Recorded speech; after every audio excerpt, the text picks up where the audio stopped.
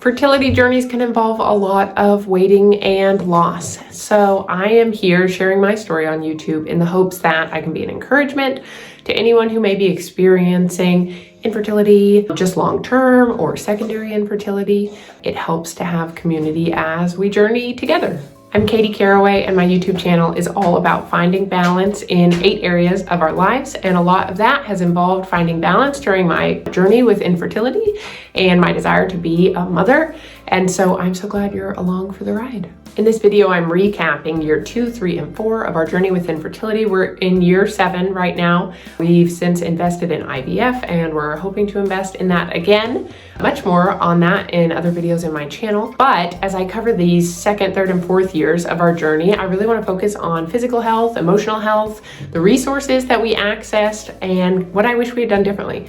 I grouped these 3 years together because they represent a season in our lives when we were living and working internationally. We lived in St. Petersburg, Russia, a beautiful and very cold city.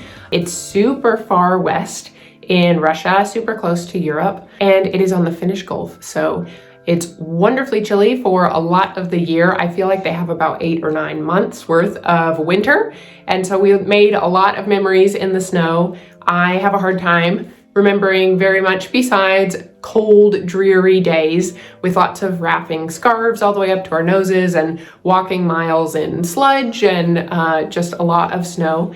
But there were those sunny and beautiful days, and that's what most of my favorite pictures are from. And so we have a lot to celebrate from that season as well. Russia is a very cold place, not only with the weather, but also with the way that people view life and kind of the post-communist mood that still influences the entire country is one that's kind of depressing. So I never really had lived or worked somewhere where basically I felt like the entire population was at least mildly depressed. So that was a really interesting experience for me.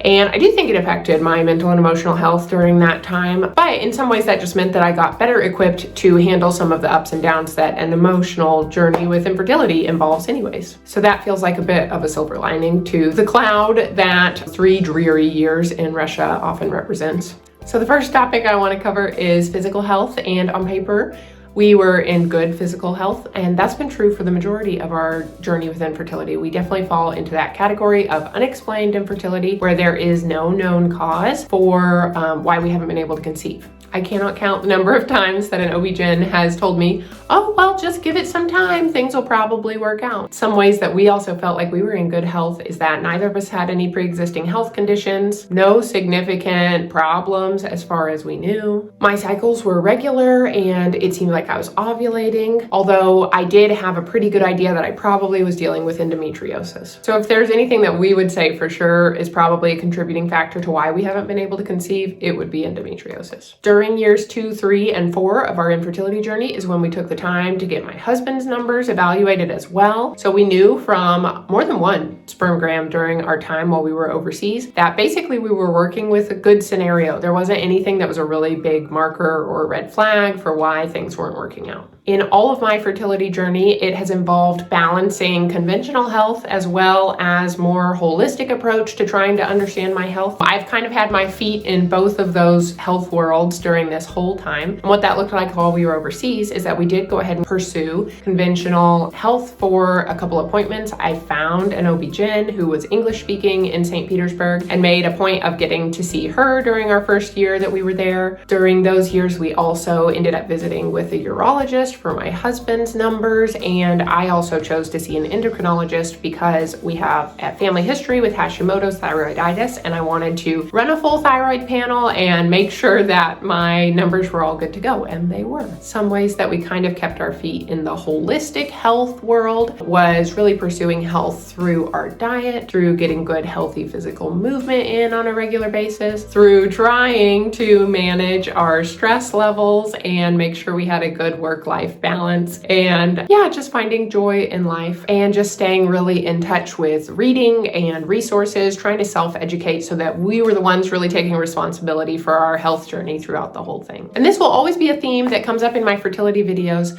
but just in case you haven't had a lot of experiences with holistic health practitioners, I just like to make a quick comparison between the conventional health medicine being like a paramedic team or like the emergency room or like firefighters that are incredibly helpful and hugely necessary, especially when you're in a health crisis or if your house was burning down. You need firefighters there right away. Whereas the holistic health team is going to involve trying to problem solve and fine tune. It's not as useful during the crisis moments in your health and history, but it can be a really helpful tool to have on board when you're kind of dealing with a longer term sustained problem, which infertility has very much been for me. There's nothing that the conventional health world can really tag. And so it's been great to have holistic health practitioners looking at my health as well and trying to identify if there's any way that my body systems are not functioning well. Now's probably a good time to say that I am just a normal person sharing my story on YouTube. I don't have any medical advice here, nor do I claim that any of this is. And so I hope that you will take the time to see the people that you need to see and get health and medical experts on your team that you need to have, and that my resources and thoughts can just be a good supplement along the way. A second aspect of our journey with infertility during years 2, 3, and 4 would definitely be like emotional health. And I've been tracking with this kind of throughout the whole process. I think especially by the time we got to investing in IVF, I realized how many emotions were involved with that and how I really needed good resources. And I've made a video about the toolkit of resources that I've compiled for my journey. But one of the things that I think I focused on during our time in Russia, and some of it was for other reasons, not even related to fertility, was just learning how to stick with myself in the present moment instead of being too future oriented or too focused on the past. And that was a huge skill. It's often kind of grouped under the umbrella term of mindfulness, and a great book that I accessed was The Mindful Way Out of Depression. And that was because I did feel like I was dealing with heavy things and imbalances in our work and in our life and in the culture. And so it was really good to get equipped in that way. Jumping back over to conventional health appointments that we pursued. During our time in Russia, I had a hunch that I was probably dealing with endometriosis, which is a condition where endometrial tissue that's designed to grow inside the woman's uterus somehow makes its way outside of the woman's uterus and starts to have small implantations throughout the abdomen area. So there's 5 signs that show that you might be dealing with endometriosis. I happened to be dealing with all 5 of those, and I had chatted with my OB-GYN about it and she agreed, but we all knew that the only way to really diagnose that was through laparoscopic surgery. Enter, at this point in my life, a really helpful book called The Doctor Will See You Now. And I hands down 100% recommend that anybody who thinks they may be dealing with endometriosis takes the time to invest in this book. It, in the long run, saved me a huge headache and just a cycle that women end up in where they have their OB-GYN perform an endometriosis surgery. And although it might help in the short term, within 8 months, most women end up experiencing the same or worse symptoms as what they were dealing with before. So that book is a really thorough argument for why you should see a specialist if you think you're dealing with endometriosis. And that's what we ended up doing. I'm sure I'll make a video about that at some point. And if I do, I'll be sure to link it here. Or you can click around on my channel to find what else I've got going. But I'm so glad that I was able to read that book. And because of that, I knew that I was not going to focus on trying to solve endometriosis with conventional health at the time. I wanted to be living in America whenever we pursued treatment for that. So I really focused in on health, on eliminating sugar and dairy from my diet, and I did see an improvement. So that was encouraging. The way that I pursued with my conventional health practitioners were that my OB-GYN helped me get a hysterosalpingogram, an HSG test, and the first one that I took was negative, and it showed that I did have fallopian tube closure on one side, but I did my due research and I talked with my sister-in-law, who's a physician's assistant, and just kind of confirmed that I probably wanted to get a second HSG test done before we acted as if that was for sure a closed fallopian tube. And I'm so glad I got a second HSG, because the second one did show that I had both fallopian tubes open and that shouldn't be one of the issues. I'll make a video to summarize that process and hopefully outline a little bit more, or maybe I'll just link a useful video about hysterosalpingograms in the show notes below. So I hope you'll check that out too, if that's something you think you might be interested in. Whew. deep breath. There's just so much in fertility journeys. It becomes this web of all these different things that you experience and things that you get different research on. And I have learned so thoroughly through this process to just take things with a grain of salt and to let all of the ideas and input that I hear just be like little pings on my radar. And then if I start to get a lot of pings in the same area, then that's really something that I try to follow up on. So I hope you're able to maintain some joy and curiosity-based learning in your journey, despite how kind of broad it can get. So as I look back on years 2, 3, and 4 of our infertility journey, there's just this myriad of experiences that we would never have gotten to have in our lives if we hadn't been living overseas. And I'm so deeply thankful for all of the good things. I also look back and I realized that living overseas introduced so much stress in our lives. It was a stressful season from top to bottom. And so that's a bit of, not a regret, but it's something that I'm glad that I'm in a place right now where there's less like day-to-day lifestyle stress just from learning language and from pressure and all these different aspects of culture and a million things that added up during that season. What I'm so proud of us for pursuing during this season is just that we were really proactive, that we went to the extra effort of finding medical care in a second culture, in a second language, and that we also were working just continuously on self-educating and aiming towards having kids even if there were a lot of obstacles during that season. My top resources from these first 4 years of infertility are Taking Charge of Your Fertility, which I mentioned in my previous video that summarizes year 1, and then The Doctor Will See You Now, especially if you're wondering at all about endometriosis.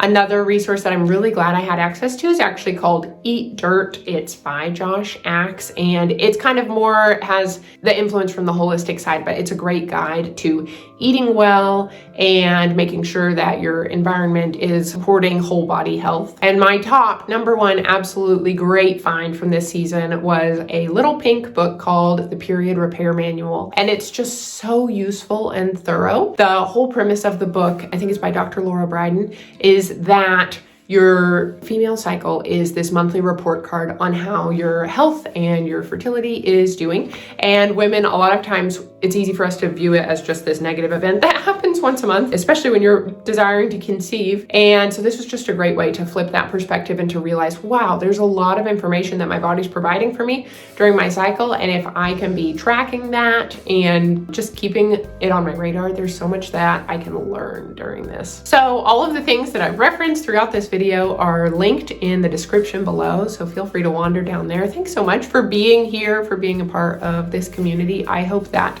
something that I said might be a clue and that you'll just throw the rest out and continue to find joy in your journey despite the hardships and the obstacles. I have heard that a great definition of excellence is doing the best with the time and resources that you have available to you.